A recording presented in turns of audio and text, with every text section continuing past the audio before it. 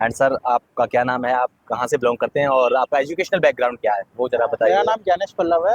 मैं पटना बिहार से हूँ। मैंने बीटेक करा है मैकेनिकल इंजीनियरिंग ओके। में। एंड आपका ये कौन सा अटेम्प्ट था और कौन सा आपका जो इंटरव्यू कौन सा था? ये मेरा थर्ड अटेम्प्ट है और सेकंड इंटरव्यू है। And sir medium? Medium English. English medium में। तो सर जैसे आप इंटरव्यू पैनल के सामने पहुंचे तो उन्होंने सबसे पहले सवाल आपको कौन सा सवाल किया सबसे पहले? उन्होंने मुझे मेरे ऑप्शनल से सवाल करा, ज्योग्राफी से। उन्होंने मुझसे पूछा सेंट्रल एशियन कंट्रीज के बारे में। बस एक ही सवाल था और उसके बाद तो रैप रिलेटेड ज़्यादा सवाल उन्होंने नहीं पूछा। करंट अफेयर से ज़्यादा सवाल उन्होंने मुझसे पूछा। ओके, किस तरह के सवाल थे थोड़ा मेंशन करना चाहोगे?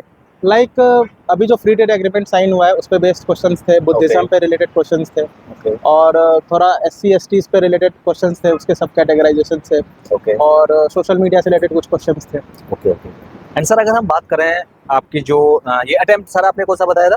ये थर्ड अटेम्प्ट है। हाँ, थर्ड अटेम्प्ट आपने बताया सर। तो आपको क्या लगता है कि आपके जो प्रीवियस अटेम्प्ट थे उनमें आपकी क्या क्या कुछ गलतियां रही थी जिसकी वजह से आप यूपीएससी फाइनल लिस्ट में नाम नहीं बना पाए? हाँ, एंड क्या क्या आपने इस बार मेजर चेंजेस किए थे?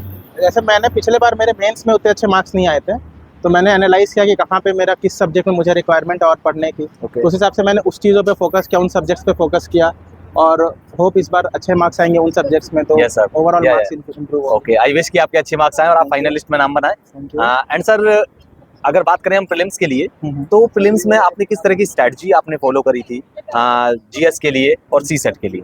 प्रीलिम्स में जैसे जीएस के लिए आपको क्या करना है, आपको मल्टीपल सोर्सेज को पहले तो रेफर नहीं करना है, सिंगल सोर्स पे स्टिक करना है और उसको कम से कम प्रीलिम्स से पहले 5 से 6 बार रिवाइज करना उस चीज़ को। Okay. चाहे आपके पास अपने नोट्स होने चाहिए या फिर आप जिस भी चीज़ को फॉलो कर रहे हो, चाहे कोचिंग के मटेरियल हो, चाहे आपका खुद का नोट्स हो, चाहे कोई स्टैंडर्ड बुक हो, आपको उसको मल्टीपल टाइम्स रिवाइज करना है, मॉक्स प्रैक्टिस करना है। जैसे पैटर्न यूपीएससी के प्रीलिम्स का चेंज हो गया लास्ट ईयर से अगर देखा जाए तो उस हिसाब से आपको उस लेवल का प्रैक्टिस करना है, उस टाइप के क्वेश्चंस का मॉक्स देके प्रैक्टिस करना और एनालाइज करना। सबसे ज़्यादा इंपॉर्टेंट क्या हो जाता है ना कि मॉक्स आप बहुत सारा दे देते हो लेकिन आप उसका एनालिसिस नहीं करते हो। आपको मॉक्स देके उसका एनालिसिस भी करना, वो भी इक्वली इंपॉर्टेंट है ताकि आपको पता चले आपका मिस्टेक्स का है, फिर आप उस पर वर्क करके और इम्प्रूव कर सको, तभी आपका क्लियर होगा फिर मिस्टेक्स से। एंड सर अगर हम बात करें आपकी जो ये इस बार जो सी सेट में, क्योंकि सी सेट वाला जो पोर्शन होता है सी सेट एक्चुअली में बहुत ही ज़्यादा डायनेमिक होता जा रहा है और मतलब इस तरह के सवाल आ रहे हैं कि बहुत सारे कैंडिडेट जो है सी सेट को क्रैक नहीं कर पाते हैं कई बार।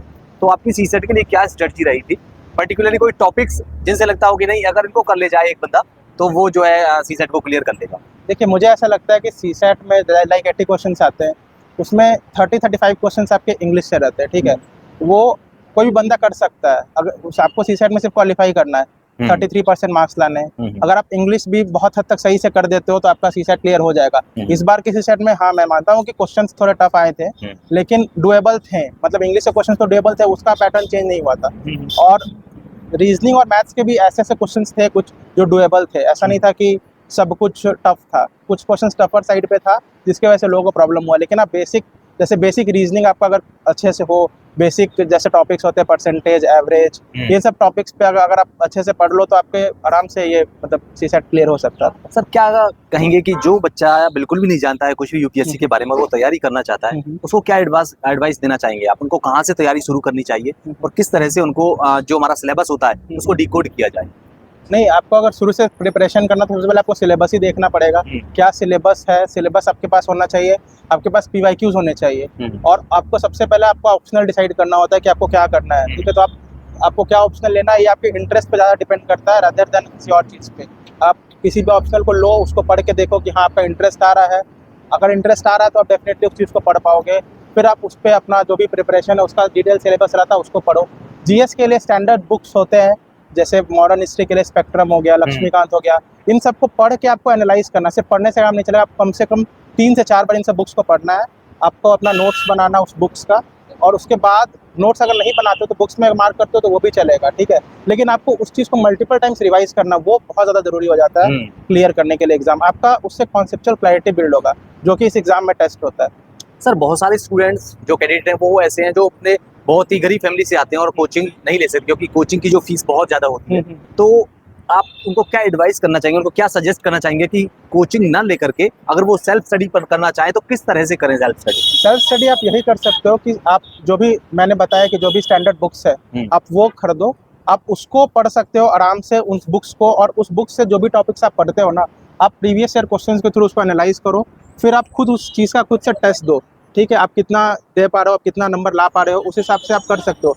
कोचिंग ऑल्दो कर सकते हैं, लेकिन अगर वो नहीं अफोर्ड कर सकते तो डुएबल है वो। खुद से भी अगर आप मेहनत करोगे PYQs पे और स्टैंडर्ड बुक्स पढ़ोगे, रिवाइज करोगे, तो वो डुएबल है। वो सर मेंस में अगर बात करें हम, जो GS 1 2 3 4, क्या स्ट्रेटजी होनी चाहिए? क्या अलग अलग स्ट्रेटजी होनी चाहिए चारों सब पेपर्स के लिए, या फिर एक ही तरह का फ्लो होना चाहिए स्ट्रेटजी का?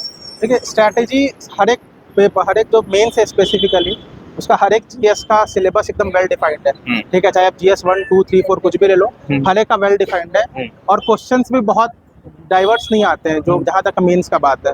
आपको हर एक टॉपिक पे जितने भी उसमें टॉपिक्स दिए हैं, अगर आपके पास उसका प्रिसाइज नोट्स बना हुआ है और आप उसको रिवाइज करते हो, साथ में आंसर राइटिंग प्रैक्टिस करते हो, तो आप मेंस भी बहुत इजीली क्रैक कर सकते हो। It will not be tough. एक और चीज सर, NCERTs का बहुत ज्यादा कंफ्यूजन रहता है कुछ स्टूडेंट्स को।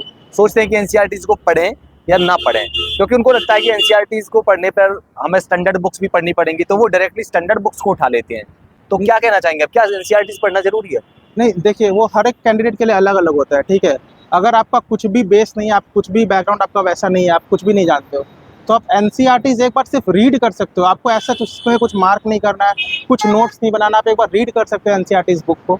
उसके बाद आप जो भी नॉर्मल बुक्स होती है हर एक की अलग अलग, उसको उठा सकते हो। रीड करना नहीं करना वो इंटायरली उनके ऊपर डिपेंड करता है। वो चाहे तो नॉर्मल बुक से भी सब कुछ कर सकते हैं, और NCERTs पढ़ लेंगे तो बस एक वो बेस तैयार हो जाता है ना। एक होता है ना, बेस अगर रहेगा तो आप उस पर बिल्डअप कर पाओगे। वो इंटायरली हर कैंडिडेट्स के लिए अलग अलग होता है।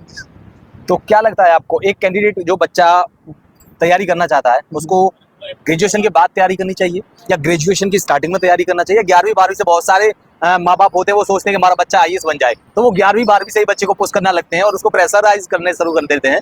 तो क्या लगता है आपको, कहाँ से शुरू करना चाहिए? मेरे हिसाब से तो 11वीं 12वीं में सच कुछ ऐसा रोल नहीं है, और ग्रेजुएशन में भी उनको अपना ग्रेजुएशन सब्जेक्ट्स पे ज़्यादा ध्यान देना चाहिए, रेदर देन इधर उधर और चीज़ों का प्रिपरेशन करना। अगर उसको उनको शुरू से ऐसा है कि UPSC का ही प्रिपरेशन करना है, तो वो ग्रेजुएशन में भी उन सब्जेक्ट्स को लेकर, जैसे आर्ट्स वगैरह हो गया जिसमें ज्योग्राफी ऑप्शनल या फिर SS ऑप्शनल लेके वो लोग प्रिपेयर कर सकते हैं। लेकिन अगर कोई टेक्नोलॉजी बैकग्राउंड का, तो उनको पहले अपना ग्रेजुएशन पे ध्यान देना चाहिए। उसके बाद मतलब एनफ टाइम होता है कि आप कर सकते हो वो चीज़ को। इनका सिलेबस इतना डिफाइंड है, और कोई अच्छे से अगर स्ट्रेटेजी बना के करता है वो चीज़ को, तो वो कर सकता है। सर लास्ट सवाल, जो 2024 में अटेम्प्ट ले रहे हैं इस बार जो कैंडिडेट, क्या कहना चाहेंगे इस छोटे से पीरियड में, अभी क्योंकि बहुत कम टाइम बचा है, क्या करना चाहिए क्या नहीं करना चाहिए? बस उनके पास जो उनका मटेरियल वो फॉलो कर रहे हैं, उनको रिवाइज करें मल्टीपल टाइम्स जितना वो कर सकते हैं। दूसरा कि वो मॉक्स प्रैक्टिस करें, मॉक्स दे के उसको एनालाइज करें, वो बहुत बड़ा चीज़ होगा एनालाइज करना मॉक्स को। और फिर बस ये रिवाइज करके और अपने अंदर एक कॉन्फिडेंस रख के एग्जाम हॉल में जाए कि yes they can do it, they have seen previous year question, देख चुके वो लोग कैसा आता है कैसा नहीं आता है, पैटर्न से वेल वर्स्ड है, मोस्ट प्रोबेबली नेक्स्ट ईयर भी ऐसा ही पैटर्न रिपीट होगा। अपने ऊपर कॉन्फिडेंस रखें और एग्जाम दे, और डेफिनेटली उनका भी क्लियर होगा। Okay, thank you sir, thank you, and I wish आपका अगली बार फाइनलिस्ट में नाम आए। Thank you sir, all the best. Thank you.